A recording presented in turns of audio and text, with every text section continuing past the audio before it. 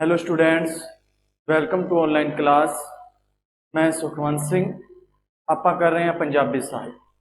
पंजाबी ਸਾਹਿਤ ਦੇ ਵਿੱਚ ਆਪਾਂ ਜਿਹੜਾ ਸਾਹਿਤ ਦੇ ਰੂਪ ਸ਼ੁਰੂ ਕੀਤਾ ਸੀਗਾ। ਸਾਹਿਤ ਦੇ ਰੂਪ ਦੇ ਵਿੱਚ ਆਪਾਂ ਪਹਿਲੀ ਵੀਡੀਓ ਦੇ ਵਿੱਚ ਜਿਹੜੀ ਆਪਾਂ ਇਸ ਤੋਂ ਪਹਿਲਾਂ ਵੀਡੀਓ ਕੀਤੀ ਸੀ ਉਹਦੇ ਵਿੱਚ ਆਪਾਂ ਸਾਹਿਤ ਦਾ ਪਹਿਲਾ ਬਿੰਦੂ ਜਿਹੜੀ ਕਵਿਤਾ ਸੀ ਉਸ ਦੇ ਬਾਰੇ ਆਪਾਂ ਚਰਚਾ ਕੀਤੀ। ਕਵਿਤਾ ਜਿਹੜਾ ਆਪਣਾ ਸਾਹਿਤ ਦਾ ਪਹਿਲਾ ਬਿੰਦੂ ਸੀ ਆਪਾਂ ਨੂੰ ਕਰ ਲਿਆ। ਅੱਜ ਆਪਾਂ ਸਾਹਿਤ ਦੇ ਰੂਪ ਦਾ ਦੂਜਾ ਬਿੰਦੂ ਗੀਤ। ਅੱਜ ਆਪਾਂ ਸਾਹਿਤ ਦੇ ਰੂਪ ਦਾ ਦੂਜਾ ਬਿੰਦੂ ਹੈ ਜਿਹੜਾ ਗੀਤ ਉਸ ਨੂੰ ਕਰਨ ਜਾ ਰਹੇ ਹਾਂ। ਗੀਤ ਜਿਹੜੀ ਗੀਤ ਦੀ ਪਰੰਪਰਾ ਹੈ ਇਹ ਬਹੁਤ ਪੁਰਾਣੀ ਪਰੰਪਰਾ ਹੈ। ਜਿਹੜਾ ਗੀਤ ਹੈ ਹੁਣ ਗੀਤ ਇਹ ਗੀਤ ਆਪਾਂ ਤੁਸੀਂ सुनिया होना भी ये जी गीत है अपने तो अपने अपने बजुर्ग है पुराने अपने दादा परदादा उन्होंने तो पहले वेले तक दे चलते आ रहे हैं तो अज भी आ रहे हैं। उन्हों का एक गाउन का तरीका बदल गया पर गीतों नाल आपां अज भी जुड़े हुए हैं। ये जी साहित्य का रूप का की दस्सिया भी गीत की जी परंपरा है वो की है बहुत पुरानी है। परंपरा बहुत पुरानी है। जिहड़ी गीत की परंपरा है ये की है ये बहुत ही पुरानी परंपरा है। गीत की परंपरा ये अज तो नहीं पुराने समय तो चलती आ रही है। जिहड़ी गीत की परंपरा कहते जदों मनुख जन्म लैंदा है, जदों मनुख जन्म लैंदा है उस तो कुछ साल बाद वो अपने मन के अंदर गुणगुणाना शुरू कर दिंदा है, उचारना शुरू कर दिंदा है। ਆਪਾਂ देखते हैं कि ਜਦੋਂ ਬੱਚੇ ਦਾ ਜਨਮ ਹੁੰਦਾ ਹੈ ਪਹਿਲਾ ਕੰਮ ਹੁੰਦਾ ਬच्चे ਦਾ ਸੁਣਨਾ। ਜੋ ਛੋਟਾ ਬੱਚਾ ਹੁੰਦਾ ਹੈ ਜਨਮ ਲੈਣ ਤੋਂ ਕੁਝ ਸਮੇਂ ਤੱਕ ਆਪਣਾ ਉਹ ਸਾਰਾ ਆਪਣਾ ਜਿਹੜਾ ਮਾਹੌਲ ਹੈ ਉਹ ਸੁਣਦਾ ਸਾਰੀਆਂ ਗੱਲਾਂ ਨੂੰ। ਸਾਰੀਆਂ ਗੱਲਾਂ ਸੁਣਨ ਤੋਂ ਬਾਅਦ ਪਹਿਲਾਂ ਉਹ ਹੌਲੀ ਹੌਲੀ ਕੀ ਹੈ ਜਿਵੇਂ ਉਹ ਬੋਲਣ ਦੀ ਕੋਸ਼ਿਸ਼ ਕਰਦਾ ਉਹ ਆਪਣੇ ਮਨ ਦੇ ਵਿੱਚ ਜਿਵੇਂ ਉਹਦੇ ਵਿਚਾਰ ਆਉਂਦੇ ਹੈ ਜਿਹੋ ਜਿਹੀ ਤਸਵੀਰ ਬਣਦੀ ਹੈ ਉਹ ਉਹੋ ਜਿਹਾ ਮਨ ਦੇ ਵਿੱਚ ਉਚਾਰਨਾ ਸ਼ੁਰੂ ਕਰ ਦਿੰਦਾ ਹੈ। ਤਾਂ ਜਿਹੜੀ ਗੀਤ ਹੈ ਇਹ ਬਹੁਤ ਪੁਰਾਣੀ ਪਰੰਪਰਾ ਹੈ। ये कदों शुरू हुई हुण आपां कदों जदों अपने ते ला के गल करिए भी कदों शुरू कर दिंदे आपां जदों मनुख जन्म लैंदा है। जदों मनुख जन्म लैंदा है उहदे कुछ साल बाद की है कुछ साल बाद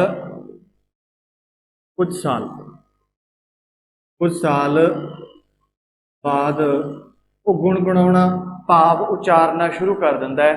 जिवें उहनूं अपने आले दुआले माहौल च उहनूं मिलदा है ਜਿਹੋ ਜਿਹੀਆਂ ਗੱਲਾਂ ਨੂੰ ਮਿਲਦੀਆਂ ਉਹਨਾਂ ਨੂੰ ਗੁਣਗੁਣਾਉਣਾ ਸ਼ੁਰੂ ਕਰ ਦਿੰਦਾ। ਬੋਲਣਾ ਜਿਵੇਂ ਉਹਦੇ ਮਨ 'ਚ ਆਇਆ ਉਹਨੇ ਗਾਣਾ ਗਾਉਣ ਲੱਗ ਗਿਆ, ਸੁਣਾਉਣ ਲੱਗ ਗਿਆ, ਬੋਲਣ ਲੱਗ ਗਿਆ, ਕਿਸੇ ਵੀ ਤਰ੍ਹਾਂ ਦਾ ਆਪਾਂ ਉਹ ਸ਼ੁਰੂ ਕਰ ਦਿੰਦਾ ਹੈ। ਫਿਰ ਜਦੋਂ ਉਹ ਵੱਡਾ ਹੁੰਦਾ ਹੈ ਵੀ ਬੱਚਾ ਹੈ, ਬੱਚੇ ਦੀ ਹੌਲੀ ਹੌਲੀ ਅਵਸਥਾਵਾਂ ਬਦਲਦੀਆਂ, ਉਹ ਹੌਲੀ ਹੌਲੀ ਕੀ ਹੁੰਦਾ ਵੱਡਾ ਹੁੰਦਾ ਹੈ ਤਾਂ ਉਹ ਆਪਣੇ ਮਨ ਦੇ ਜਿਹੜੇ ਭਾਵ ਹੈ ਆਪਣੇ ਮਨ ਦੇ ਭਾਵ ਨੂੰ ਕਿਸੇ ਸੰਗੀਤ ਮਾਧਿਅਮ ਦੇ ਰਾਹੀਂ ਕੀ ਕਰਦਾ ਹੈ ਉਜਾਗਰ ਕਰਦਾ ਹੈ। ਮਨ ਦੇ ਭਾਵ मन दे भावां नूं संगीत पहला बच्चा से छोटा जन्म लिता, जन्म लैन तो बाद कुछ समय बाद उन्हें गुणगुणाउणा शुरू कर दिता। जदों गुणगुणाउंदा है हौली हौली उचारदा है उहदे मन दे विच होर भाव आउंदे है, होर विचार आउंदे है, होर भाव पैदा हुंदे है। जिवें जिवें उहदे भाव पैदा हुंदे है जिवें नाले वड्डा हो रहा है उहदी उम्र वधदी जा रही है। पहला बचपन तो किशोरा फिर युवा अवस्थावां दे विच आउंदा जांदा है ते नाल दी नाल ओहदा जिहड़ा की है एक गीत संगीत दे नाल संबंध जुड़दा जांदा है जिहड़े शुरू बचपन तो गाउंदे हुंदे है। तो किसी गीत के माध्यम राही किसी संगीत के माध्यम दे राही उहनूं की करदा है उजागर करदा है। की करदा है उजागर। उजागर दा भाव हुण मान लो अपने मन दे विच कोई देश भगती गीत आ गया या अपनी किसी संस्कृति प्रति आ गया या अपना कोई परिवार संबंधी माँ किसी भी अपने विषय ते अपने मन दे विच भाव पैदा हो गया उस भाव नूं आपां संगीत के माध्यम राही गाउणा उजागर करना भाव लोकां दे दर्शकों के ਸਰੋਤਿਆਂ के सामने पेश करना ਜਿਹੜੇ अपने मन के भाव है वो दूजिਆਂ तक पहुँचाने दूजिਆਂ ਨੂੰ समझ आ सके उन्हां दे सामने रखने भाव की है उजागर करना है। तो इस तरह जिहड़ा गीत है ये मनुख दे मन दे जिहड़ा मनुख दे मन दे जज्बियां ਜਿਹੜਾ ਮਨੁੱਖ ਦੇ ਮਨ ਦੇ ਕੀ ਹੈ ਜਜ਼ਬਿਆਂ ਨੂੰ ਕੀ ਕਰ ਪ੍ਰਗਟ ਕਰਨ ਦਾ ਇੱਕ ਮਹੱਤਵਪੂਰਨ ਰੂਪ ਹੈ। ਜਿਹੜੇ ਮਨੁੱਖ ਦੇ ਮਨ ਦੇ ਜਜ਼ਬਾ ਹੈ ਕੁਝ ਕਹਿਣ ਦਾ ਕੁਝ ਕਰਨ ਦਾ, ਤਾਂ ਉਹ ਜਦੋਂ ਆਪਣੀ ਗੱਲ ਸਰੋਤਿਆਂ ਸਾਹਮਣੇ ਸਮਾਜ ਵਿੱਚ ਦਰਸ਼ਕਾਂ ਵਿੱਚ ਜੇ ਰੱਖਣਾ ਚਾਹੁੰਦਾ ਹੈ, ਪੇਸ਼ ਕਰਨਾ ਚਾਹੁੰਦਾ ਹੈ, ਉਹਦੇ ਮਨ ਦੇ ਵਿੱਚ ਕੀ ਹੋਣੇ ਚਾਹੀਦੇ ਹੈ ਭਾਵਾਂ ਤੇ ਜਜ਼ਬਿਆਂ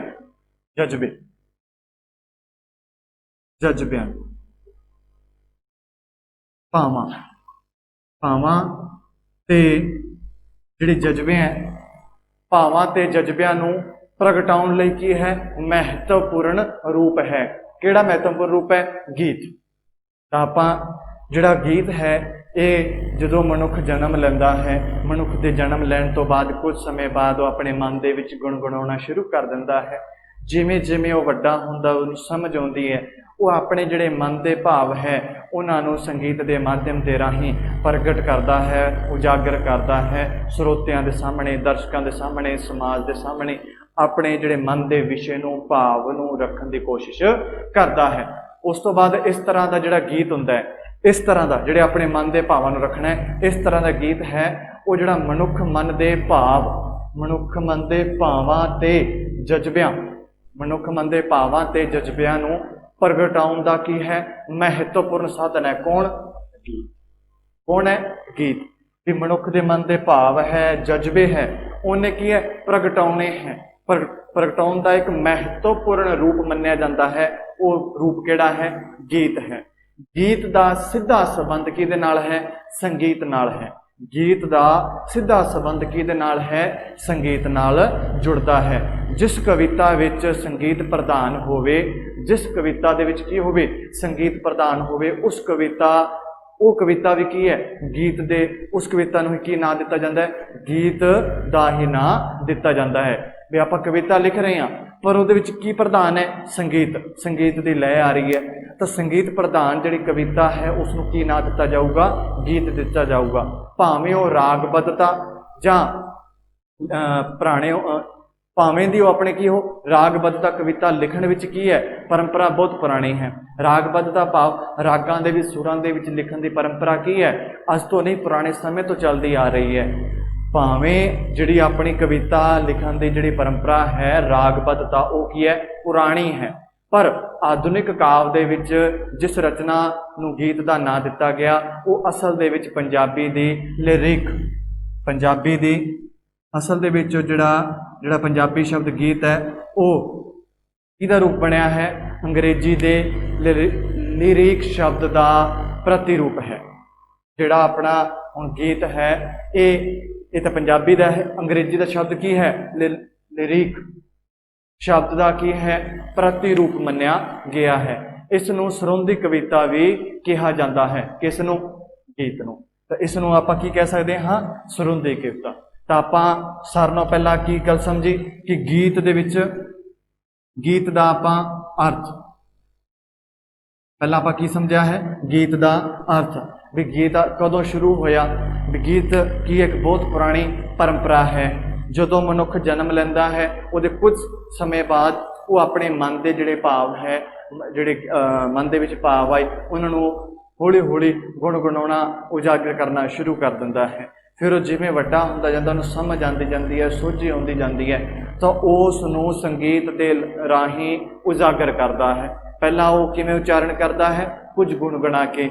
ਜਦੋਂ ਉਹਨੂੰ ਸਮਝ ਆ ਜਾਂਦੀ ਹੈ ਪੂਰੀ ਸਮਝ ਆ ਜਾਂਦੀ ਬੋਲਣ ਦਾ ਗਾਉਣ ਦਾ ਤਰੀਕਾ ਆਉਂਦਾ ਉਹ ਸੰਗੀਤ ਦੇ ਰਾਹੀਂ ਉਜਾਗਰ ਕਰਦਾ ਹੈ। ਜਿਹੜਾ ਇਸ ਤਰ੍ਹਾਂ ਦਾ ਗੀਤ ਜਿਹੜਾ ਮਨੁੱਖ ਦੇ ਮਨ ਦੇ ਭਾਵ ਤੇ ਜਜ਼ਬਿਆਂ ਨੂੰ ਜਿਹੜਾ ਪ੍ਰਗਟਾਉਣ ਦਾ ਕੀ ਹੈ ਮਹੱਤਵਪੂਰਨ ਸਾਧਨ ਹੈ। ਫਿਰ ਗੀਤ ਦਾ ਸਿੱਧਾ ਸੰਬੰਧ ਸੰਗੀਤ ਨਾਲ ਦੱਸਿਆ ਗਿਆ ਹੈ। ਜਿਸ ਕਵਿਤਾ ਦੇ ਵਿੱਚ ਕੀ ਹੋਵੇ ਸੰਗੀਤ ਪ੍ਰਧਾਨ ਹੋਵੇ, ਜਿਸ ਕਵਿਤਾ ਦੇ ਵਿੱਚ ਕੀ ਹੋਵੇ ਸੰਗੀਤ ਪ੍ਰਧਾਨ ਹੋਵੇ ਉਹ ਕਵਿਤਾ ਨੂੰ ਆਪਾਂ ਕੀ ਕਹਿ ਸਕਦੇ ਹਾਂ ਗੀਤ ਦੇ ਰੂਪ ਵਿੱਚ ਮੰਨਿਆ ਜਾ ਸਕਦਾ ਹੈ। ਜਿਹੜਾ ਗੀਤ ਹੈ ਇਹ ਲਿਰਿਕ ਜਿਹੜੇ ਅੰਗਰੇਜ਼ੀ ਦਾ ਸ਼ਬਦ ਕੀ ਹੈ ਲਿਰਿਕ ਤੋਂ ਦਾ ਪ੍ਰਤੀਰੂਪ ਹੈ। ਫਿਰ ਇਸ ਨੂੰ ਕੀ ਕਹਿੰਦੇ ਆਪਾਂ ਸਰੋਂਦੀ ਕਵਿਤਾ ਵੀ ਕਿਹਾ ਜਾਂਦਾ ਹੈ। ਤਾਂ ਇੱਥੋਂ ਤੱਕ ਆਪਾਂ ਕੀ ਸਮਝਿਆ ਜਿਹੜਾ ਗੀਤ ਦਾ ਅਰਥ। ਠੀਕ ਹੈ ਵੀ ਗੀਤ ਕਿਵੇਂ ਹੋਂਦ ਵਿੱਚ ਆਇਆ, ਗੀਤ ਦੇ ਭਾਵ ਹੈ ਜਾਂ ਗੀਤ ਨੂੰ ਆਪਾਂ ਕਿਵੇਂ ਗਾਉਣਾ ਸ਼ੁਰੂ ਕਰਦੇ ਹਾਂ ਉਹਨਾਂ ਗੱਲਾਂ ਤੇ ਆਪਾਂ ਚਰਚਾ ਕੀਤੀ। ਹੁਣ ਆਪਾਂ ਅੱਗੇ ਗੱਲ ਕਰਾਂਗੇ ਪਰਿਭਾਸ਼ਾਵਾਂ ਦੀ। ਵੀ ਜਿਹੜੇ ਵਿਦਵਾਨ ਆਪਣੇ ਉਹਨਾਂ ਦਾ ਵਿਦਵਾਨਾਂ ਦਾ ਆਪਣਾ ਜਿਹੜਾ ਗੀਤ ਹੈ ਸਾਹਿਤ ਦੇ ਰੂਪ ਦੇ ਪ੍ਰਤੀ ਉਹਨਾਂ ਦਾ ਕੀ ਵਿਚਾਰ ਹੈ, ਉਹ ਆਪਣਾ ਕੀ ਮਤ ਰੱਖਦੇ ਹੈ, ਉਹਨਾਂ ਦਾ ਕੀ ਕਹਿਣਾ ਹੈ। ਤਾਂ ਹੁਣ ਆਪਾਂ ਪਹਿਲਾਂ ਅਰਥ ਦੇਖਿਆ, ਹੁਣ ਆਪਾਂ ਦੇਖਾਂਗੇ ਪਰਿਭਾਸ਼ਾ।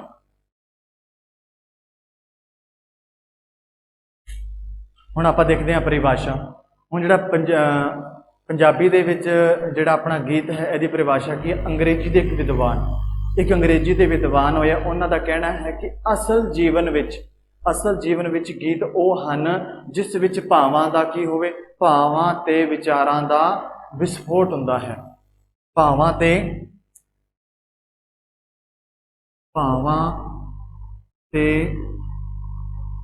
ਵਿਚਾਰਾਂ ਦਾ ਵਿਸਫੋਟ ਹੁੰਦਾ ਹੈ। ਅੰਗਰੇਜ਼ੀ ਦੇ ਇੱਕ ਪ੍ਰਸਿੱਧ ਵਿਦਵਾਨ ਦਾ ਕਹਿਣਾ ਹੈ ਕਿ ਜਿਸ ਵਿੱਚ ਅਸਲ ਦੇ ਵਿੱਚ ਗੀਤ ਆਪਾਂ ਉਸ ਨੂੰ ਕਹਿ ਸਕਦੇ ਹਾਂ ਜਿਸ ਦੇ ਵਿੱਚ ਭਾਵਾਂ ਤੇ ਵਿਚਾਰਾਂ ਦਾ ਕੀ ਹੁੰਦਾ ਹੈ, ਵਿਸਫੋਟ ਹੁੰਦਾ ਹੈ। ਉਸ ਨੂੰ ਆਪਾਂ ਕੀ ਕਹਿ ਸਕਦੇ ਹਾਂ, ਗੀਤ ਦਾ ਦਰਜਾ ਦੇ ਸਕਦੇ ਹਾਂ। ਜਿਹਦੇ ਮਨ ਦੇ ਭਾਵ ਹੈ, ਮਨ ਦੇ ਵਿੱਚ ਗੱਲ ਆਈ, ਮਨ ਦੇ ਵਿੱਚ ਉਹਦੇ ਵਿਚਾਰ ਬਣਿਆ, ਵਿਚਾਰ ਹੈ ਤੇ ਭਾਵ ਹੈ, ਦੋਨੋਂ ਕੀ ਵਿਸਫੋਟ ਦੀ ਤਰ੍ਹਾਂ ਵੀ ਉਹ ਆਪਣੇ ਉਹ ਗੱਲਾਂ ਨੂੰ, ਆਪਣੇ ਉਹ ਭਾਵਾਂ ਨੂੰ ਅੰਦਰ ਦੱਬ ਕੇ ਨਹੀਂ ਰੱਖ ਸਕਦਾ। ਉਹਦੇ ਜਿਹੜੇ ਮਨ ਦੇ ਵਿੱਚ ਭਾਵ ਆਏ, ਵਿਚਾਰ ਆਏ, ਉਹ ਬਾਹਰ ਨਿਕਲਦੇ। ਵਿਸਫੋਟ ਦਾ ਭਾਵ ਸਮਝਦੇ ਹੋ, ਵਿਸਫੋਟ ਉਸੇ ਤਰ੍ਹਾਂ ਜਿਹੜੇ ਮਨ ਦੇ ਵਿੱਚ ਭਾਵ ਆਉਂਦੇ ਆ ਉਹਨਾਂ ਦਾ ਕੀ ਹੋਣਾ, ਵਿਸਫੋਟ ਹੋਣਾ।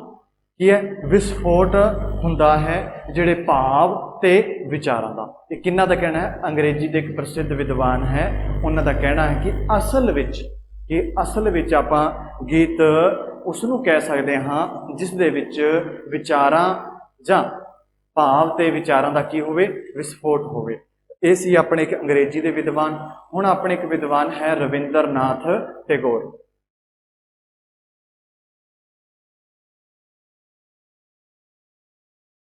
ਰਵਿੰਦਰਨਾਥ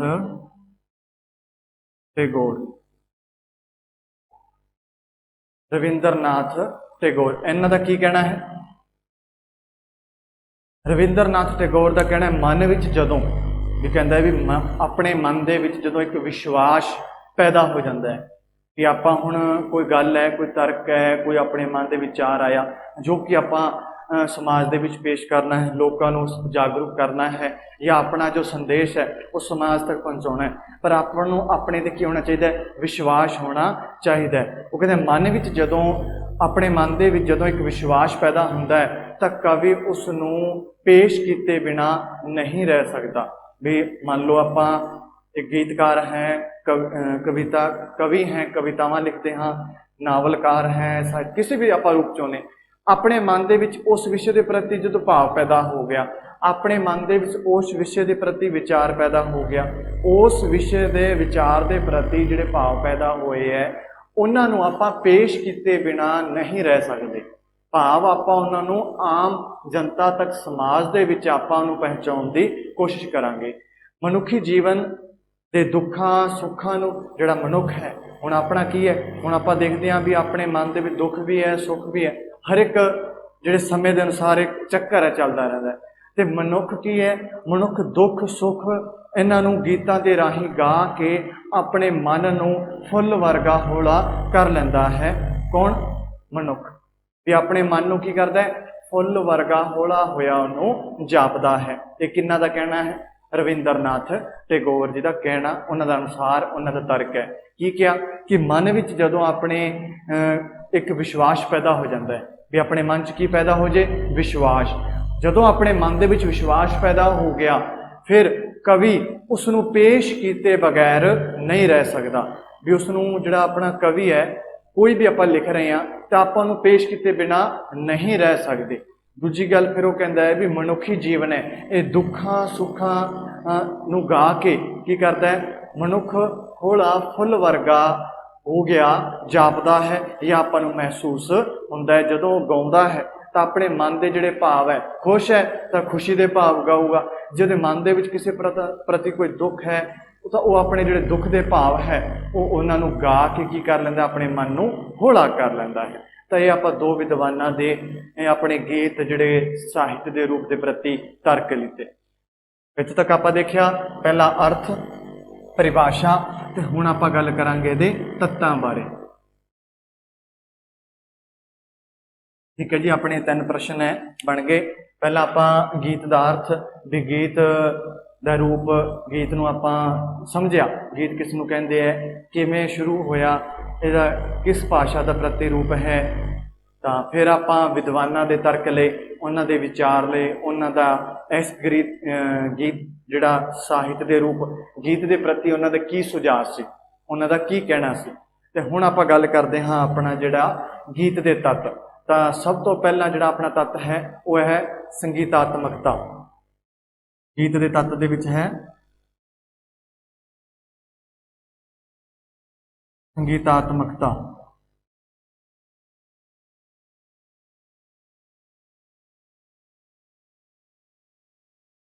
ਹੁਣ ਜਿਹੜਾ ਆਪਣਾ ਸੰਗੀਤਾਤਮਕਤਾ ਹੈ ਇਹ ਕੀ ਹੈ, ਇੱਕ ਗੀਤ ਦਾ ਸਭ ਤੋਂ ਜ਼ਰੂਰੀ ਤੱਤ ਮੰਨਿਆ ਗਿਆ ਹੈ। ਹੁਣ ਜਿਹੜੀ ਆਪਣੀ ਕਵਿਤਾ ਦੇ ਰੂਪ ਵਿੱਚ ਸੰਗੀਤ ਲੈ ਪ੍ਰਧਾਨਤਾ ਹੁੰਦੀ ਹੈ। ਜਿਹੜੀ ਆਪਣੀ ਕਵਿਤਾ ਹੁੰਦੀ ਹੈ, ਕਵਿਤਾ ਦੇ ਵਿੱਚ ਕੀ ਹੁੰਦੀ ਹੈ, ਜਿਹੜੀ ਕਵਿਤਾ ਹੈ, ਕਵਿਤਾ ਗੀਤ, ਜਿਹੜੀ ਕਵਿਤਾ ਆਪਣੀ ਗੀਤ ਦੇ ਲੈ ਪ੍ਰਦਾਨ ਹੋਊਗੀ, ਕਵਿਤਾ ਦੇ ਜਿਹੜਾ ਗੀਤ ਰੂਪ ਹੈ ਉਸ ਗੀਤ ਦੇ ਵਿੱਚ ਜੇ ਸੰਗੀਤ ਦੀ ਕੀ ਹੋਊਗੀ, ਲੈ ਪ੍ਰਧਾਨਤਾ ਹੁੰਦੀ ਹੈ। ਕੀ ਹੁੰਦੀ ਹੈ, ਲੈ ਪ੍ਰਧਾਨਤਾ। ਜਿਵੇਂ ਆਪਾਂ ਅਰਥ ਦੇ ਵਿੱਚ ਸਮਝਿਆ ਸੀ ਵੀ ਕਵਿਤਾ ਦਾ ਉਹ ਰੂਪ ਜੋ ਗੀਤ ਦੇ ਸੰਗੀਤ ਦੇ ਵਿੱਚ ਜਾਂ ਸੰਗੀਤ ਵਿੱਚ ਆਪਾਂ ਲੈ ਦੇ ਵਿੱਚ ਗਾਉਂਦੇ ਹਾਂ ਤਾਂ ਉਹ ਕੀ ਬਣ ਜਾਂਦਾ ਹੈ, ਗੀਤ ਬਣ ਜਾਂਦਾ ਹੈ, ਜਿਹਨੂੰ ਆਪਾਂ ਅਰਥ ਦੇ ਵਿੱਚ ਸਮਝਿਆ ਸੀ। ਤਾਂ ਸਾਰਿਆਂ ਨਾਲੋਂ ਪਹਿਲਾਂ ਇੱਕ ਇਹ ਜਿਹੜਾ ਸੰਗੀਤਾਤਮਕਤਾ ਹੈ, ਇਹ ਗੀਤ ਦਾ ਸਭ ਤੋਂ ਮਹੱਤਵਪੂਰਨ ਤੱਤ ਤੇ ਲੋੜੀ ਦਾ ਭਾਵ, ਜ਼ਰੂਰਤ ਦਾ। ਇਹਦੇ ਬਿਨਾਂ ਜਿਹੜੀ ਆਪਾਂ ਗੀਤ ਦੀ ਕਲਪਨਾ ਨਹੀਂ ਕਰ ਸਕਦੇ ਸੰਗੀਤਾਤਮਕ ਦੇ ਬਿਨਾਂ। ਤਾਂ ਸੰਗੀਤਾਤਮਕਤਾ ਜਿਹੜਾ ਗੀਤ ਦਾ ਸਭ ਤੋਂ ਮਹੱਤਵਪੂਰਨ ਤੱਤ ਹੈ, ਇਹਦਾ ਸਭ ਤੋਂ ਜ਼ਰੂਰੀ ਤੱਤ ਹੈ। ਇਹਦੇ ਬਿਨਾਂ ਜਿਹੜੀ ਇਹਦੀ ਹੋਂਦ ਸੰਭਵ ਨਹੀਂ ਗੀ। ਕਵਿਤਾ ਦੇ ਜਿਹੜਾ ਗੀਤ ਰੂਪ ਦੇ ਵਿੱਚ ਜਿਹੜੀ ਸੰਗੀਤ ਦੀ ਲੈਅ ਹੁੰਦੀ ਹੈ, ਸੰਗੀਤ ਦੀ ਲੈਅ ਦੀ ਕੀ ਹੁੰਦੀ ਹੈ, ਪ੍ਰਧਾਨਤਾ ਹੁੰਦੀ ਹੈ। ਕਵਿਤਾ ਹੈ ਕਵਿਤਾ, ਪਰ ਉਹਦੇ ਵਿੱਚ ਗੀਤ ਦੇ ਸੰਗੀਤ ਦੀ ਲੈਅ ਦੀ ਪ੍ਰਧਾਨਤਾ ਹੋਵੇ ਤਾਂ ਉਹ ਕੀ ਬਣ ਜਾਂਦਾ ਹੈ, ਗੀਤ ਬਣ ਜਾਂਦਾ ਹੈ। ਹੁਣ ਜਿਹੜਾ ਗੀਤ ਦਾ ਜਿਹੜਾ ਸੰਗੀਤਾਤਮਕ ਕੀ ਹੈ, ਸਭ ਤੋਂ ਮਹੱਤਵਪੂਰਨ ਤੱਤ ਮੰਨਿਆ ਜਾਂਦਾ ਹੈ, ਕਿਉਂਕਿ ਜਿਹੜਾ ਗੀਤਕਾਰ ਹੈ ਆਪਣੇ ਗੀਤ ਨੂੰ ਗਾ ਕੇ ਸਰੋਤਿਆਂ ਤਾਈਂ ਉਹਨੇ ਪੇਸ਼ ਕਰਨਾ ਹੁੰਦਾ ਹੈ। ਉਸ ਗੀਤ ਨੂੰ ਸਰੋਤਿਆਂ ਦੇ ਮਨਾਂ ਤੇ ਦਿਲਾਂ ਤੇ ਉਹਨੂੰ ਛੂਹਣ ਦਾ ਉਹਨੇ ਯਤਨ ਕਰਨਾ ਹੁੰਦਾ ਹੈ। ਉਹ ਆਪਣਾ ਜਿਹੜਾ ਵਿਚਾਰ ਹੈ, ਜਿਹੜਾ ਹੈ ਦਰਸ਼ਕਾਂ ਸਾਹਮਣੇ ਪੇਸ਼ ਕਰਨਾ ਚਾਹੁੰਦਾ ਹੈ। ਪੇਸ਼ ਕਰਨ ਦਾ ਉਹਦਾ ਰੂਪ ਕੀ ਹੈ, ਸੰਗੀਤ ਦੇ ਰਾਹੀਂ, ਗੀਤ ਦੇ ਰਾਹੀਂ ਉਹਨਾਂ ਸਰੋਤਿਆਂ ਦੇ, ਦਰਸ਼ਕਾਂ ਦੇ ਸਾਹਮਣੇ ਉਸ ਨੂੰ ਪੇਸ਼ ਕਰਨਾ ਕੀ ਹੈ, ਸੰਗੀਤਾਤਮਕਤਾ ਹੈ। ਤਾਂ ਸੰਗੀਤਾਤਮਕਤਾ ਵਿੱਚ ਕੀ ਸੀ ਕਿ ਕਵਿਤਾ ਦਾ ਵਿੱਚ ਜਿਹੜਾ ਗੀਤ, ਕਵਿਤਾ ਦੇ ਜਿਹੜੇ ਗੀਤ ਰੂਪ ਦੇ ਵਿੱਚ ਸੰਗੀਤ ਦੀ ਲੈਅ ਪ੍ਰਧਾਨਤਾ ਹੁੰਦੀ ਹੈ। ਇਹ ਸਭ ਤੋਂ ਇਹਦਾ ਕੀ ਹੈ, ਮਹੱਤਵਪੂਰਨ ਤੱਤ ਹੈ, ਲੋੜੀ ਦਾ ਤੱਤ ਹੈ। ਜਦੋਂ ਇਹਨੂੰ ਗਾਇਕ ਸ਼ੁਰੂ ਕਰਦਾ ਹੈ, ਗਾਇਕ ਸ਼ੁਰੂ ਕਰ ਲੈਤਾ ਹੈ, ਗਾਇਕੀ ਵੱਲ ਧਿਆਨ ਦਿੱਤਾ ਜਾਂਦਾ ਹੈ। ਜਦੋਂ ਇਹਨੂੰ ਗਾਉਂਦਾ ਹੈ, ਜਦੋਂ ਸੰਗੀਤਕਾਰ ਹੈ, ਗੀਤਕਾਰ ਹੈ, ਇਸ ਨੂੰ ਜਦੋਂ ਗਾਇਆ ਜਾਂਦਾ ਹੈ ਗੀਤ ਨੂੰ, ਤਾਂ ਇਹਦੇ ਸ਼ੁਰੂ ਤੋਂ ਹੀ ਕਿਹਦੇ ਵੱਲ ਧਿਆਨ ਦਿੱਤਾ ਜਾਂਦਾ ਹੈ, ਗਾਇਕੀ ਵੱਲ ਧਿਆਨ ਦਿੱਤਾ ਜਾਂਦਾ ਹੈ। ਕਾਸ ਵਾਸਤੇ ਦਿੱਤਾ ਜਾਂਦਾ ਹੈ ਕਿਉਂਕਿ ਇਹ ਸਰੋਤਿਆਂ ਦੇ ਸਾਹਮਣੇ ਕੀ ਕਰਨਾ ਹੁੰਦਾ ਹੈ, ਪੇਸ਼ ਕਰਨਾ ਹੁੰਦਾ ਹੈ। ਇਸ ਲਈ ਗੀਤ ਵਿੱਚ ਸੰਗੀਤ ਦਾ ਹੋਣਾ ਬਹੁਤ ਜ਼ਿਆਦਾ ਜ਼ਰੂਰੀ ਹੈ। ਫਿਰ ਹੀ ਜਿਹੜੇ ਸਰੋਤੇ ਹੈ ਉਹਨੂੰ ਸੁਣਨਗੇ, ਉਹਨਾਂ ਦਾ ਧਿਆਨ ਇਸ ਗੀਤ ਦੇ ਪ੍ਰਤੀ ਜੁੜੇਗਾ, ਉਹਨਾਂ ਦਾ ਧਿਆਨ ਗੀਤ ਦੇ ਉੱਤੇ ਆਏਗਾ। ਤਾਂ ਇਹ ਸੀ ਆਪਣਾ ਜਿਹੜਾ ਪਹਿਲਾ ਬਿੰਦੂ, ਸੰਗੀਤਾਤਮਕਤਾ। ਠੀਕ ਹੈ। ਦੂਜਾ ਹੈ ਨਿੱਜੀ ਅਭਿਵਿਅਕਤੀ। ਦੂਜਾ ਹੈ ਨਿੱਜੀ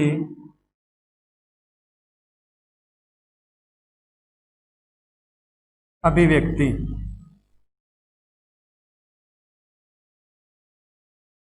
ਨਿੱਜੀ ਅਭਿਵਿਅਕਤੀ, ਨਿੱਜੀ ਅਭਿਵਿਅਕਤੀ ਵਿੱਚ ਕੀ ਹੈ ਕਿ ਗੀਤ ਵਿੱਚ ਕਵੀ ਦਾ ਜਿਹੜਾ ਕੀ ਹੁੰਦਾ ਹੈ, ਨਿੱਜੀ ਭਾਵ ਹੁੰਦਾ ਹੈ। ਕਿਹੜਾ ਭਾਵ ਹੁੰਦਾ ਹੈ, ਨਿੱਜੀ ਭਾਵ। ਨਿੱਜੀ ਭਾਵ ਕਿਹਦਾ? ਕਵੀ ਦਾ।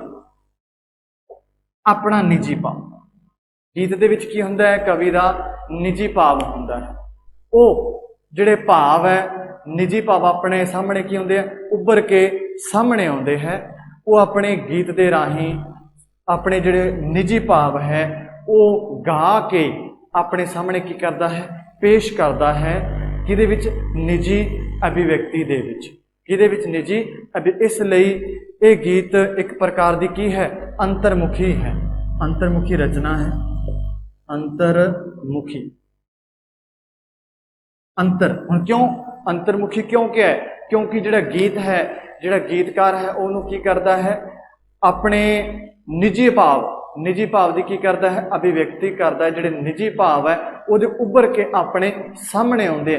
ਇਸ ਲਈ ਇਸ ਰਚਨਾ ਨੂੰ ਕੀ ਕਿਹਾ ਜਾਂਦਾ ਹੈ? ਅੰਤਰਮੁਖੀ ਰਚਨਾ ਵੀ ਕਿਹਾ ਜਾਂਦਾ ਹੈ ਗੀਤ ਨੂੰ। ਕਿਉਂ? ਕਿਉਂਕਿ ਹੁਣ ਗੀਤਕਾਰ ਲਿਖਦਾ ਕੀ ਹੈ? ਜਦੋਂ ਦੇ ਮਨ ਦੇ ਵਿੱਚ ਕਿਸੇ ਵਿਸ਼ੇ ਦੇ ਪ੍ਰਤੀ ਕੋਈ ਵਿਚਾਰ ਪੈਦਾ ਹੋ ਜਾਂਦਾ ਹੈ, ਤੈਨੂੰ ਯਕੀਨ ਹੋ ਜਾਂਦਾ ਹੈ ਤੁਹਾਨੂੰ ਪੇਸ਼ ਕੀਤੇ ਬਿਨਾ ਨਹੀਂ ਰਹਿ ਸਕਦਾ। ਜਦੋਂ ਪੇਸ਼ ਨਹੀਂ ਕਰੂਗਾ, ਉਹਦਾ ਪੇਸ਼ ਕਰਨ ਦਾ ਵਿਸ਼ਾ ਕੀ ਹੈ? ਉਹਦੀ ਆਪਦੀ ਨਿੱਜੀ ਅਭਿਵਿਅਕਤੀ ਕਹਿ ਲਓ ਜਾਂ ਅੰਤਰਮੁਖੀ। ਅੰਤਰ ਦਾ ਭਾਵ ਉਹਦੇ ਆਪ ਦੇ ਅੰਦਰ ਦੇ ਮੁੱਖ ਦੀ ਭਾਵ, ਜੋ ਉਹਦੇ ਮਨ ਦੇ ਅੰਦਰ ਵਿਚਾਰ ਆਇਆ ਕਿਸ ਵਿਸ਼ੇ ਨੂੰ ਲੈ ਕੇ, ਉਹਨੇ ਆਪਣੇ ਉਸ ਵਿਸ਼ੇ ਨੂੰ ਆਪਣੇ ਸਾਹਮਣੇ, ਸਰੋਤਿਆਂ ਸਾਹਮਣੇ, ਦਰਸ਼ਕਾਂ ਸਾਹਮਣੇ ਸੰਗੀਤ ਦੇ ਰਾਹੀਂ ਉਸ ਗੀਤ ਨੂੰ ਕੀ ਕੀਤਾ? ਪੇਸ਼ ਕੀਤਾ। ਤਾਂ ਜਿਹੜਾ ਆਪਣਾ ਨਿੱਜੀ ਅਭਿਵਿਅਕਤੀ ਹੈ, ਇਹਦੇ ਵਿੱਚ ਕੀ ਹੈ ਕਿ ਜਿਹੜਾ ਗੀਤ ਹੈ ਇਹ ਕੀ ਹੈ? ਇਸ ਦੇ ਵਿੱਚ ਜਿਹੜਾ ਕਵੀ ਹੈ ਆਪਣੇ ਨਿੱਜੀ ਭਾਵ ਹੈ ਉਹ ਕੀ ਹੈ? ਆਪਣੇ ਸਾਹਮਣੇ ਰੱਖਦਾ ਹੈ। ਫਿਰ ਦੂਜੀ ਗੱਲ ਇਸ ਦੇ ਵਿੱਚ ਕੀ ਹੁੰਦਾ ਹੈ ਕਿ ਜਿਹੜਾ ਇਸ ਨੂੰ ਆਪਾਂ ਕੀ ਕਹਿ ਸਕਦੇ ਹਾਂ? ਅੰਤਰਮੁਖੀ ਰਚਨਾ ਵੀ ਕਹਿ ਸਕਦੇ ਹਾਂ। ਇੱਕ ਵਿਦਵਾਨ ਹੈ T.S. Elliot. T.S. Elliot. T.S. Elliot ਅਨੁਸਾਰ T.S. ਈਲੀਅਟ ਅਨੁਸਾਰ ਉਹਨਾਂ ਦਾ ਕੀ ਕਹਿਣਾ ਹੈ ਕਿ ਗੀਤ ਵਿੱਚ ਪਹਿਲੀ ਆਵਾਜ਼ ਕਿਹਦੀ ਹੁੰਦੀ ਹੈ? ਕਵੀ ਦੀ ਆਪਣੀ ਆਪ ਦੀ ਆਵਾਜ਼ ਹੁੰਦੀ ਹੈ। ਵੀ ਗੀਤ ਦੇ ਵਿੱਚ ਜਿਹੜੀ ਪਹਿਲੀ ਆਵਾਜ਼ ਹੋਊਗੀ ਉਹ ਕਵੀ ਦੀ ਆਪਣੇ ਆਪਦੀ ਆਵਾਜ਼, ਆਪਣੇ ਆਪ ਦੇ ਨਾਲ ਉਹਦੀ ਕੀ ਹੁੰਦੀ ਹੈ? ਗੱਲਬਾਤ ਹੁੰਦੀ ਹੈ ਗੀਤ ਦੇ ਵਿੱਚ। ਵੀ ਜਦੋਂ ਗੀਤ ਦੀ ਪਹਿਲੀ ਲਾਈਨ ਹੋਊਗੀ, ਪਹਿਲੀ ਉਹਦੀ ਆਵਾਜ਼ ਆਊਗੀ, ਸ਼ੁਰੂ ਕਰੂਗਾ, ਤਾਂ ਉਹ ਆਵਾਜ਼ ਉਹਦੀ ਆਪਣੇ ਆਪ ਦੇ ਨਾਲ ਗੱਲਬਾਤ ਕਰਨ ਦੀ ਆਵਾਜ਼ ਹੁੰਦੀ ਹੈ। ਤੇ ਕਿਹਨਾਂ ਦਾ ਕਹਿਣਾ ਸੀਗਾ? ਜਿਹੜੇ ਆਪਣੇ ਵਿਦਵਾਨ ਹੈ ਟੀ.ਲੈਟ, ਉਹਨਾਂ ਦਾ ਇਹ ਵਿਚਾਰ ਸੀ, ਉਹਨਾਂ ਦਾ ਇਹ ਤਰਕ ਸੀ ਕਿ ਜਿਹੜੀ ਗੀਤ ਦੇ ਵਿੱਚ ਜਿਹੜੇ ਆ ਪਹਿਲੀ ਆਵਾਜ਼ ਹੈ ਉਹ ਕਵੀ ਦੇ ਆਪਣੇ ਆਪ ਦੇ ਨਾਲ ਗੱਲਬਾਤ ਦੀ ਆਵਾਜ਼ ਹੈ। ਇਹ ਸੀ ਆਪਣਾ ਦੂਜਾ ਬਿੰਦੂ, ਜਿਹਦੇ ਵਿੱਚ ਆਪਾਂ ਦੇਖਿਆ ਨਿੱਜੀ ਅਭਿਵਿਅਕਤੀ। ਤੀਜਾ ਹੈ ਸੰਖੇਪਤਾ।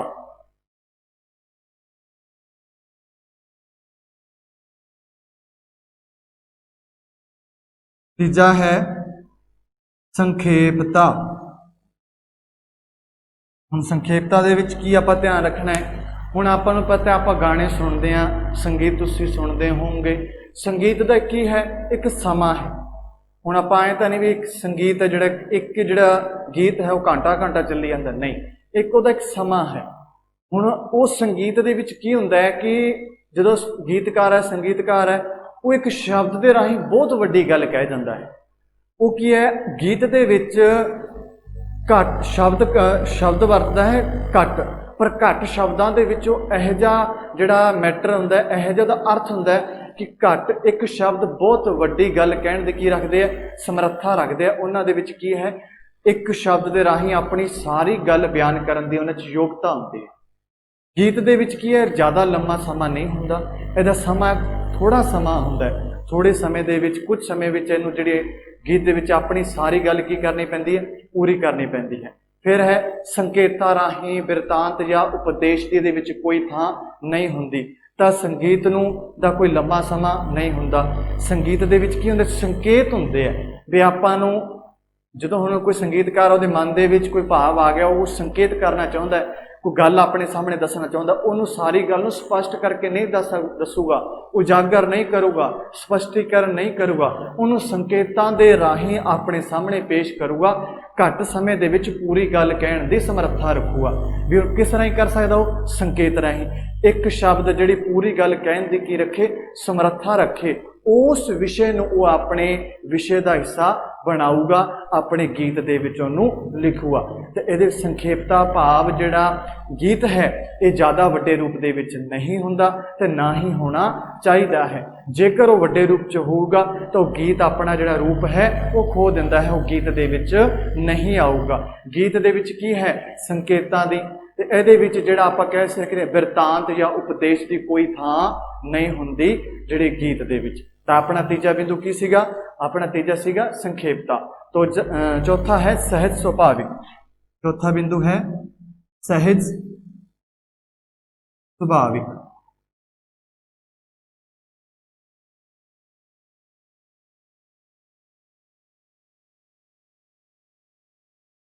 सहज सुभाविक।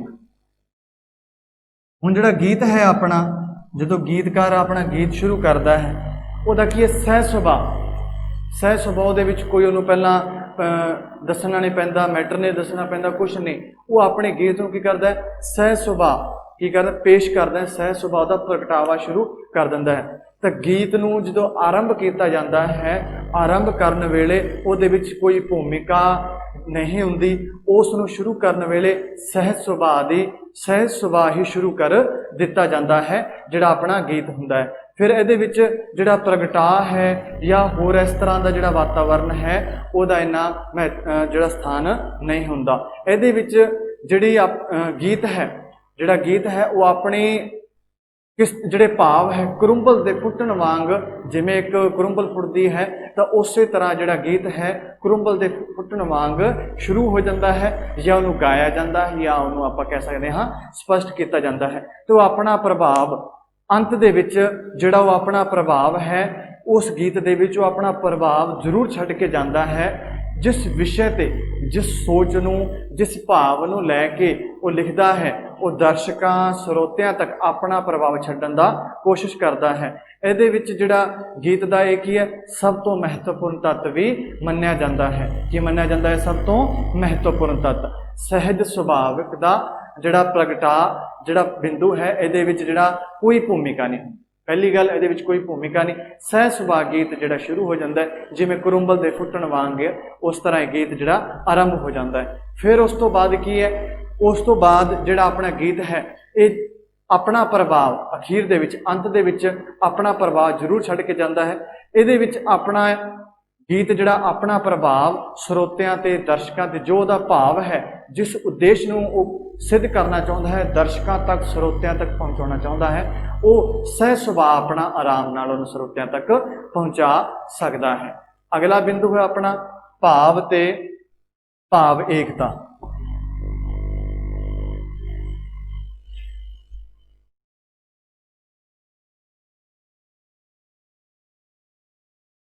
भाव ते भाव एकता। भाव ते भाव एकता दे विच की है कि गीत दे विच प्रेरणा स्रोत का भाव होना चाहिए। गीत की होए प्रेरणा देने वाले होने चाहिए हैं। फिर इहदे विच जिहड़े तिखे भाव जिहड़े मन दे विच तिखे भाव है वो मनुख नूं गीत लिखण दी की दिंदे प्रेरणा। भी किसी उन्होंने कोई व्यंग लग्या या किसी के व्यंग ते या तिखा इहो जिहा भाव लग्या इहनूं महसूस होया जिहदे नाल उन्हें की करता लिखना शुरू गीत संगीत जिहड़ा शुरू कर दिता। तो किसी ना किसी जिहड़े तिखे प्रभाव के कारण वो की है संगीत नाल जुड़दा है। जिहड़ा मनुख है वो गीत लिखण दी प्रेरणा अपने भावां नूं बयान करन दी हुंदी है। भी जिहड़ा गीतकार है वो गीत दे विच की करदा है, संगीतकार गीत दे विच जिहड़े उहदे अपने मन दे विच भाव है उहनूं गीत दे राहीं संगीत दे राहीं की करदा है अपने सामने बयान करदा है, दर्शकों के सामने ਸਰੋਤਿਆਂ के सामने भाव जिहड़ा है अपना भाव बयान करदा है। पर गीत दे विच की है एकता दा होना बहुत ही जरूरी है। भाव गीत का जिहड़ा भाव है हुण एक गीत है उहदे विच इस तरह नहीं वो अपने अनेकां भावां नूं विषयां ते लैके लिख सकदा है। गीत का जिहड़ा भाव है एक भाव ते उहदे नज़रिए ते एक सोच विचार नूं लैके लिखदा है। ਤਾਂ ਕਿ ਉਹ ਆਪਣਾ ਜਿਹੜਾ ਮਕਸਦ ਹੈ, ਜਿਸ ਵਿਸ਼ੇ ਕਰਕੇ, ਜਿਸ ਉਹਦੇ ਜਿਹੜੇ ਭਾਵ ਸੀ ਉਹਨੂੰ ਦਰਸ਼ਕਾਂ ਤੱਕ ਆਰਾਮ ਨਾਲ ਪਹੁੰਚ ਸਕੇ, ਉਹ ਉਹਨੂੰ ਸਮਝ ਸਕਣ ਵੀ ਇਹਦਾ ਭਾਵ ਕੀ ਸੀ, ਇਹ ਕਾਸ ਵਾਸਤੇ ਕਿਸ ਜਿਹੜੀ ਤਿੱਖੇਪਣ ਦੇ ਭਾਵ ਦੇ ਕਾਰਨ ਇਹਨੇ ਸੰਗੀਤ ਜਿਹੜਾ ਹੈ ਗੀਤ ਲਿਖਣਾ ਸ਼ੁਰੂ ਕਰ ਦਿੱਤਾ। ਤਾਂ ਆਪਣਾ ਪੰਜਵਾਂ ਬਿੰਦੂ ਸੀਗਾ ਜਿਹੜਾ ਸੰਗੀਤ ਦਾ ਭਾਵ ਤੇ ਏਕਤਾ ਦਾ। ਹੁਣ ਹੈ ਛੇਵਾਂ ਭਾਸ਼ਾ। ਛੇਵਾਂ ਹੈ ਭਾਸ਼ਾ ਅਤੇ ਇਹਦੇ ਵਿੱਚ ਇੱਕ ਆਉਂਦਾ ਹੈ ਭਾਸ਼ਾ ਤੇ ਵਿਸ਼ਾ ਵੀ ਕਰ ਲਓ, ਭਾਸ਼ਾ ਤੇ ਵਿਸ਼ਾ। ਹੁਣ ਗੀਤ ਦੀ ਭਾਸ਼ਾ ਹੈ ਇਹ ਸਰਲ ਹੋਣੀ ਚਾਹੀਦੀ ਹੈ। ਕਿਉਂਕਿ ਜੇਕਰ ਉਹਦੇ ਵਿੱਚ ਸ਼ਬਦ ਇਹੋ ਜਿਹੇ ਵਰਤੇ ਜਾਣੇ ਚਾਹੀਦੇ ਹਨ ਜੋ ਆਮ ਜਿਹੜੇ ਲੋਕਾਂ ਦੇ ਸਮਝ ਆ ਸਕਣ, ਸਧਾਰਨ, ਸਰਲ ਤੇ ਆਮ ਮਨੁੱਖ ਦੇ ਸਮਝ ਆਉਣ ਵਾਲੀ ਭਾਸ਼ਾ ਹੋਣੀ ਚਾਹੀਦੀ ਹੈ। ਜੇ ਆਮ ਭਾਸ਼ਾ ਹੋਊਗੀ ਤਾਂ ਹੀ ਹਰ ਇੱਕ ਬੰਦਾ ਸਮਝ ਸਕੂਗਾ। ਜੇ ਉਹਦੇ ਭਾਵ ਸਮਝ ਹੀ ਨਾ ਆਏ, ਜਿਹੜੀ ਉਹਦੀ ਭਾਸ਼ਾ ਹੈ ਉਹ ਉਹਨਾਂ ਤੋਂ ਉੱਚੇ ਲੈਵਲ ਦੀ ਹੋਈ, ਉਹਦੇ ਵਿੱਚ ਸ਼ਬਦਾਂ ਦਾ ਉਹਨੂੰ ਗਿਆਨ ਨਾ ਹੋਇਆ, ਉਹਨੂੰ ਅਰਥ ਨਾ ਪਤਾ ਹੋਇਆ ਸਰੋਤਿਆਂ ਨੂੰ, ਤਾਂ ਉਹਦਾ ਜਿਹੜਾ ਮਤਲਬ ਉਹ ਸਮਝ ਨਹੀਂ ਸਕਦੇ। ਜਿਸ ਚੀਜ਼ ਦੇ ਵਿੱਚ ਜਿਹੜੇ ਕਵੀ ਦੇ ਮਨ ਦੇ ਵਿੱਚ, ਜਿਸ ਚੀਜ਼ ਨੂੰ ਲੈ ਕੇ ਕਵੀ ਦੇ ਮਨ ਦੇ ਵਿੱਚ ਉਤੇਜਨਾ ਪੈਦਾ ਹੋ ਜਾਂਦੀ ਹੈ, ਕੋਈ ਵੀ ਵਿਸ਼ਾ ਲੈ ਲਓ, ਉਹ ਉਸ ਵਿਸ਼ੇ ਨਾਲ ਸੰਬੰਧਿਤ ਕੀ ਕਰੂਗਾ, ਗੀਤ ਲਿਖੂਗਾ ਉਸ ਵਿਸ਼ੇ ਨਾਲ। ਤੇ ਆਪਣਾ ਜਿਹੜੀ ਕਵੀ ਹੈ ਗੀਤ ਕਿਵੇਂ ਲਿਖਦਾ ਹੈ ਕਿ ਉਹਦੇ ਮਨ ਦੇ ਵਿੱਚ ਕੋਈ ਵੀ ਵਿਸ਼ਾ, ਸਮਾਜ, ਪ੍ਰਕਿਰਤੀ, ਕਿਸੇ ਪ੍ਰਤੀ, ਚਾਹੇ ਧਾਰਮਿਕ ਪੱਖ ਹੈ, ਸਮਾਜਿਕ ਹੈ, ਰਾਜਨੀਤਿਕ ਹੈ, ਆਰਥਿਕ, ਆਪਾਂ ਦੇਖਦੇ ਹਾਂ ਹਰ ਇੱਕ ਵਿਸ਼ਿਆਂ ਤੇ ਹਰ ਆਪਣੇ ਸਮਾਜ ਦੇ ਵਿੱਚ ਆਪਾਂ ਸੁਣਦੇ ਹਾਂ। ਤਾਂ ਉਹ ਜਿਹੜਾ ਕੀ ਹੈ ਆਪਣਾ ਜਿਹੜਾ ਵਿਸ਼ਾ ਹੈ, ਤੇ ਉਹ ਇਹਨਾਂ ਦੇ ਜਿਹੜੇ ਵਿਸ਼ੇ ਹੈ ਕਿਸੇ ਵੀ ਚੀਜ਼ ਤੋਂ ਪ੍ਰੇਰਿਤ ਹੋ ਕੇ, ਪ੍ਰਭਾਵਿਤ ਹੋ ਕੇ ਉਹਨੂੰ ਆਪਣਾ ਕੀ ਬਣਾ ਲੈਂਦਾ, ਵਿਸ਼ਾ ਬਣਾ ਲੈਂਦਾ। ਤੇ ਵਿਸ਼ੇ ਦੇ ਰੂਪ ਉਹਨੂੰ ਕੀ ਦਿੰਦਾ, ਗੀਤ ਦਾ ਰੂਪ ਦੇ ਕੇ ਉਹ ਆਪਣੇ ਸਾਹਮਣੇ ਕੀ ਕਰਦਾ ਹੈ, ਪੇਸ਼ ਕਰਦਾ ਹੈ, ਤੇ ਉਸ ਵਿਸ਼ੇ ਨੂੰ ਚੁਣ ਲੈਂਦਾ ਹੈ। ਤੇ ਅੰਤ ਵਿੱਚ ਅਸੀਂ ਇਹ ਆਖ ਸਕਦੇ ਹਾਂ ਕਿ ਗੀਤ ਹੈ ਇਹ ਕਵਿਤਾ ਦੀ ਤਰ੍ਹਾਂ ਇੱਕ ਆਪਣੀ ਵੱਖਰੀ ਹੋਂਦ ਰੱਖਦਾ ਹੈ। ਇਹ ਵੀ ਪੁਰਾਣੇ ਸਮੇਂ ਤੋਂ ਲੈ ਕੇ ਅੱਜ ਤੱਕ ਆਪਣੀ ਵੱਖਰੀ ਹੋਂਦ ਰੱਖਦਾ ਆਇਆ ਹੈ। ਤਾਂ ਅੱਜ ਦਾ ਆਪਣਾ ਜਿਹੜਾ ਟੌਪਿਕ ਸੀਗਾ ਇਹ ਸੀਗਾ ਗੀਤ, ਜਿਸ ਦੇ ਵਿੱਚ ਆਪਾਂ ਦਾ ਗੀਤ ਦਾ ਅਰਥ, ਗੀਤ ਦੀ ਪਰਿਭਾਸ਼ਾ, ਗੀਤ ਦੇ ਤੱਤਾਂ ਬਾਰੇ ਜਾਣਕਾਰੀ ਪ੍ਰਾਪਤ ਕੀਤੀ। ਅੱਜ ਦਾ ਇਹ ਜਿਹੜਾ ਆਪਣਾ ਦੂਜਾ ਬਿੰਦੂ ਹੈ ਸਾਹਿਤ ਦਾ ਦੂਜਾ ਬਿੰਦੂ ਗੀਤ, ਇਹ ਪੂਰਾ ਹੋ ਗਿਆ। ਇਹਦੇ ਆਪਾਂ ਜਿਹੜੇ ਅਰਥ, ਪਰਿਭਾਸ਼ਾ ਤੇ ਤੱਤਾਂ ਬਾਰੇ ਪੂਰੀ ਜਾਣਕਾਰੀ ਪ੍ਰਾਪਤ ਕਰ ਲਈ। ਅਗਲੀ ਵੀਡੀਓ ਦੇ ਵਿੱਚ ਅਗਲਾ ਸਾਹਿਤ ਰੂਪ ਕਰਾਂਗੇ। ਧੰਨਵਾਦ।